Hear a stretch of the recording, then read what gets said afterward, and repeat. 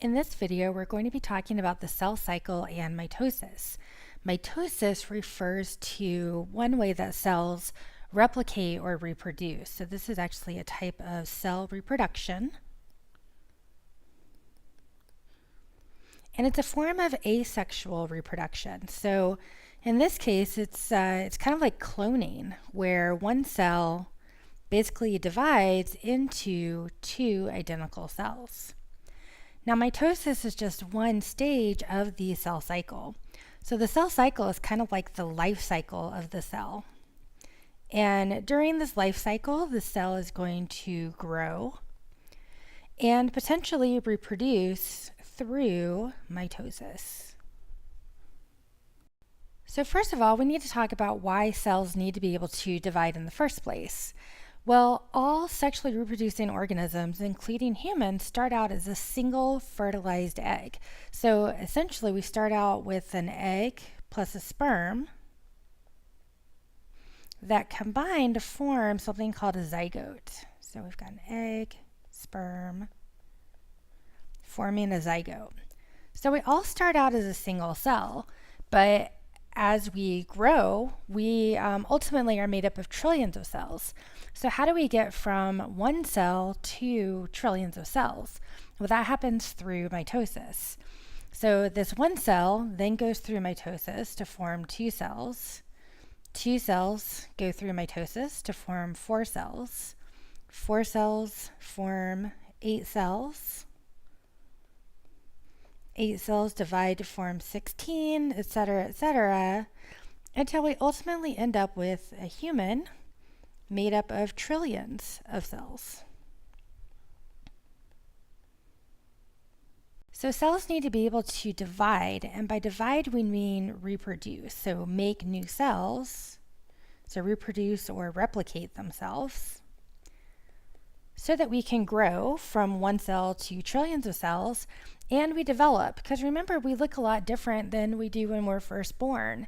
And during embryonic development, we're just clumps of cells like we see here.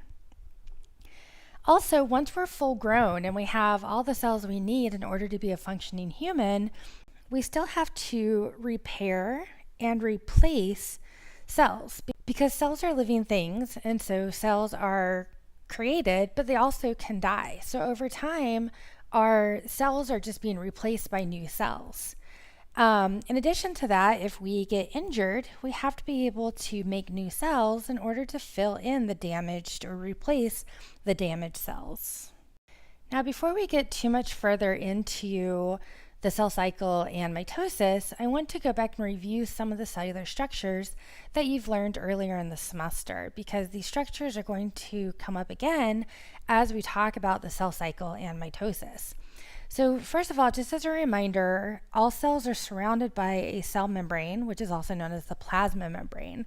And so this cell membrane is kind of like the skin of the cell. It creates the boundary between the external environment and the internal environment. And that's the phospholipid bilayer that makes up the majority of that cell membrane. The cytoplasm is kind of the goo inside the cell. So it's basically this whole area between the outside of the nucleus and the inside of the cell membrane. So this whole area is the cytoplasmic region. And this is where the intracellular fluid is, which is also called the cytosol. And this is where we also find the organelles suspended in the cell. So things like the endoplasmic reticulum, the Golgi apparatus, and the mitochondria are all suspended in this goo-like substance inside the cell. You also learned about different organelles, which are structures in the cell that carry out a specific function for the cell.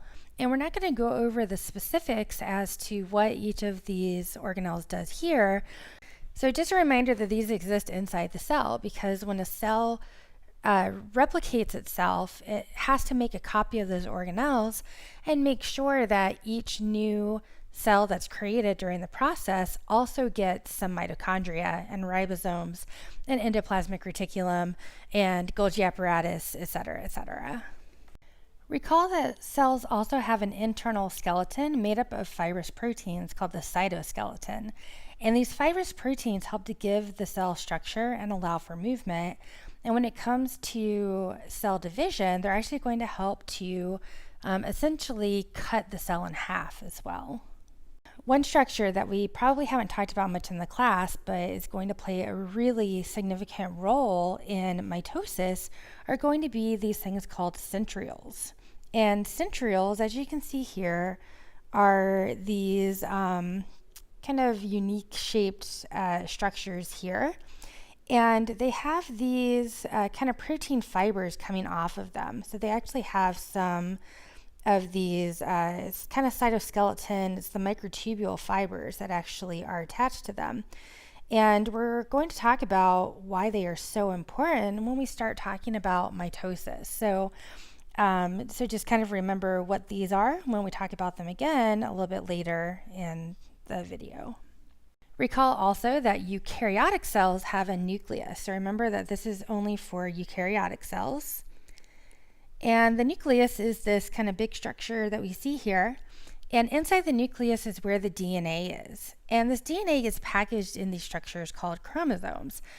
So in eukaryotes, chromosomes are these bar-shaped structures, but sometimes they look like the letter X. And we'll talk about the difference between those two types of chromosomes a little bit later. Also remember that the nucleus has its own membrane, which is a double phospholipid bilayer. So it's kind of similar in structure to the cell membrane, but it does have some differences to it. But this is really important because remember, those chromosomes are basically stuck inside the nucleus. So you can imagine that when it's time to move those chromosomes around, which is something we have to do during mitosis, we actually have to get rid of that nuclear membrane, at least temporarily, so that we can separate those chromosomes from each other.